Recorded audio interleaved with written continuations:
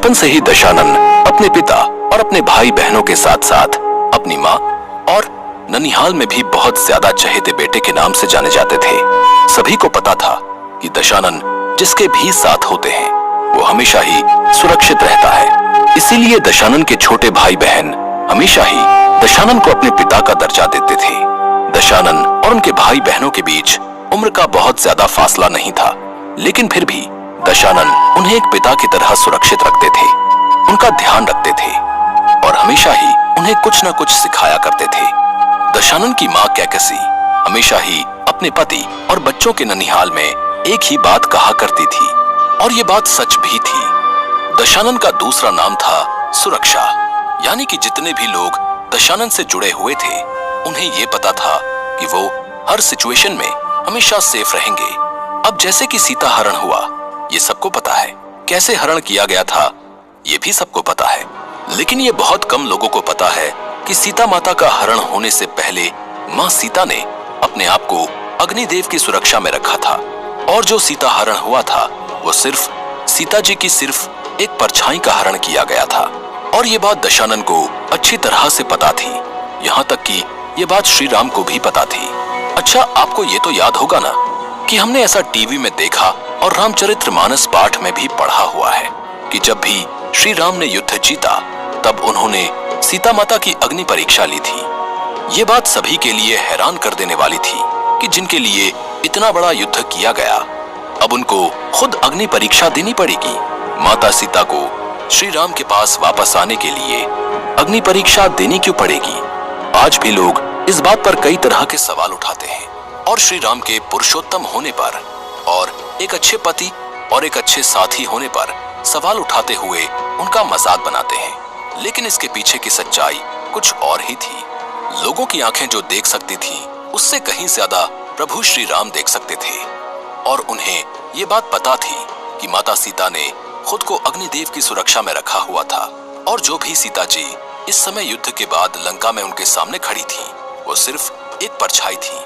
इसीलिए अग्नि परीक्षा के दौरान वो परछाई अग्नि में प्रवेश करते ही अग्नि में ही वापस चली गई और वहां से अग्निदेव ने असली सीता माँ को पूरी सुरक्षा के साथ श्री राम को वापस सौंप दिया। कई लोग ये भी कहते हैं कि रावण तो सच में बहुत बुरा था।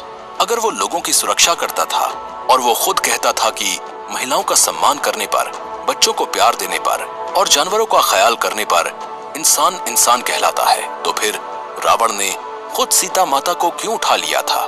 दशानन खुद भी जानता था कि सीता माता उस समय एक परछाई के रूप में थी। इसी वजह से वो सीता माता को भ्रमित करके वहां से ले जा पाया था, वरना सीता माँ जो स्वयं लक्ष्मी स्वरूपा और माँ भगवती का एक अंश है, उन्हें हाथ लगाने का मतलब था पूरी सृष्टि का उसी वक्त जल जाना। इसीलिए दशानन को महाज्ञानी कहा जाता है, क्योंकि उन्हें पता था कि ये सीता जी की परछाई है।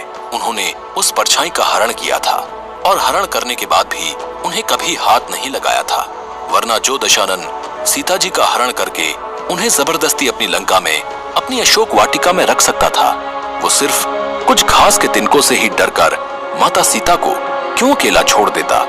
जो दशानन खुद न जाने कितनी ही मर्यादाओं का ज्ञाता था और मायावी शक्तियों का दाता होने के बाद भी सिर्फ कुछ घास के टुकड़ों से जो सीता माता दशानन और अपने बीच रखती थी ताकि दशानन कभी भी उनके नजदीक ना आ पाए, उससे कैसे रुक जाता?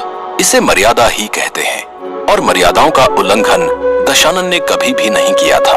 उसने अपने राज्य को भी बहुत अच्छी तरह से संभाला हुआ था।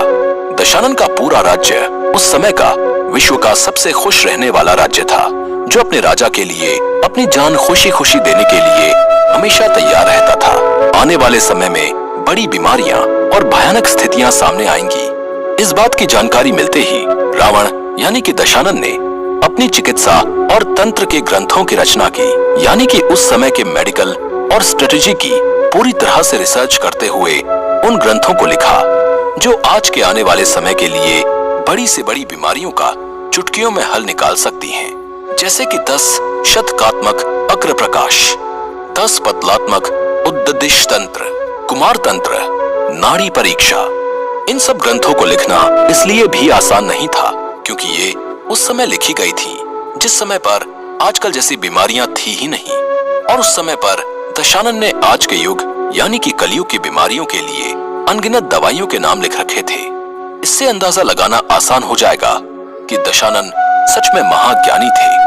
दशानन का एक सबसे अच्छा नियम था कि जो आपके लिए एक करे उसे अपना 100% दो। जबकि दशानन ने हम सबके लिए ग्रंथों की रचना की। आज का इंसान उनकी उस समय पर क्या ही मदद कर सकता था, फिर भी उन्होंने बिना किसी लालच के हमारे लिए अनेकों ग्रंथों की रचना की। और दशानन हमेशा यही बात कहते थे कि अगर कोई आपके लिए सिर्फ एक काम करे तो आप उसके लिए हमेशा अपनी मदद का 100वां हिस्सा दो और हमेशा उसकी मदद के लिए खड़े रहो। यही बात आपको एक अच्छा इंसान बनने में मदद करेगी। ऐसे ही अनेकों अच्छी बातें दशानन को एक अल्टीमेट हीरो बनाती हैं। और अब बात करेंगे दशानन के बारे में कुछ ऐसे फैक्ट्स जो अभी तक आपके लिए सिर्फ आधा अधूरा सा सुना होगा, लेकिन उसे सुनेंगे अगले एपिसोड में।